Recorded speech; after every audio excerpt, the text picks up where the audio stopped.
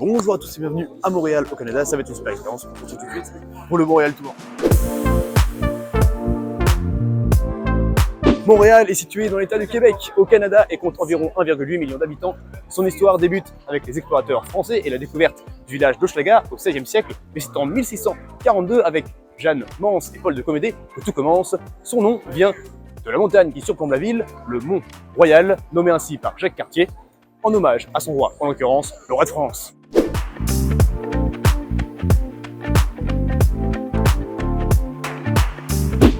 Initié en 1904 par le frère André, qu'on embrasse d'ailleurs, voici l'oratoire Saint-Joseph de Montréal. C'est le plus grand oratoire du Canada et le troisième plus grand au monde. C'est un sanctuaire dédié à Saint-Joseph. D'ailleurs, c'est un lieu de pèlerinage. Construite en 1829 en hommage aux Sulpiciens, voici la basilique Notre-Dame de Montréal. C'est la première église néogothique du Canada et l'église mère de Montréal en 1982. Elle est élevée au rang de basilique mineure par le pape Jean-Paul II.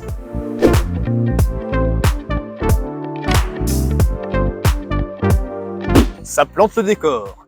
Nous sommes au jardin botanique de Montréal, c'est l'un des plus importants au monde. Il s'étend sur plus de 75 hectares et regroupe près de 20 000 taxons qui viennent de la majorité des régions du monde.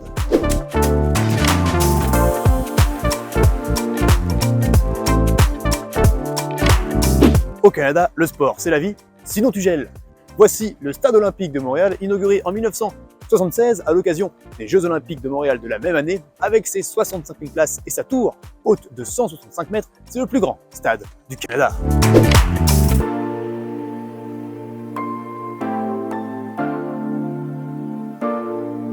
Le hockey sur glace est au Canada, ce que le football est à l'Europe, c'est le sport numéro 1. Véritable tradition, c'est ici qu'il a été inventé par les pratiques autochtones et les jeux des colons européens, principalement les Anglais.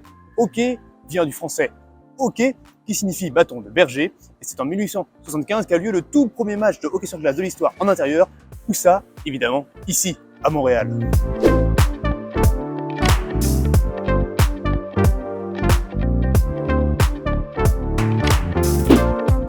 Le plat le plus populaire au Québec est bien sûr la poutine. Né à la fin des années 50 dans les casse-croûtes des régions rurales du Québec, il est devenu populaire dans tout le Canada.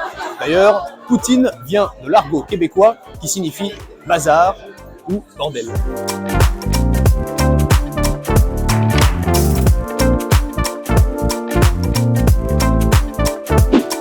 Comment ne pas parler de l'ingrédient symbole du Canada, le fameux sirop d'érable.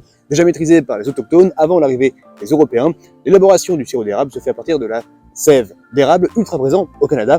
D'ailleurs, 75% de l'exportation mondiale vient de la seule région du Québec.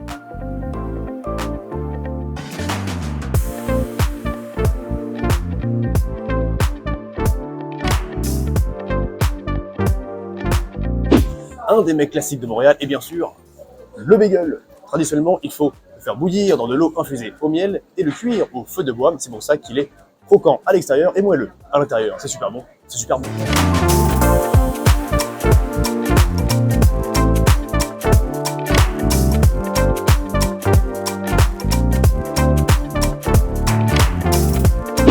Nous sommes sur le plateau de Montréal avec les fameuses maisons avec les escaliers sur leur devanture. Au 19e siècle, le maire oblige les habitants à avoir un jardin par peur de la dégradation de la qualité de l'air. Du coup, ils ont placé les escaliers communs sur le devant pour gagner de la place et aussi ça fait des économies de chauffage.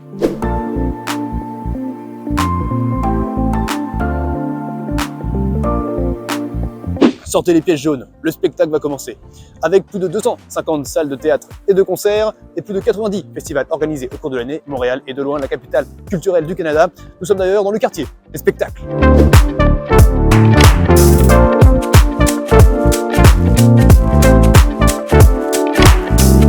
Le Montréal Tour, c'est déjà terminé. Un grand merci à Youlik, juste derrière la caméra, on le remercie. Quant à nous, on se retrouve très bientôt pour un nouveau tour en Amérique au-delà. Allez, la bise!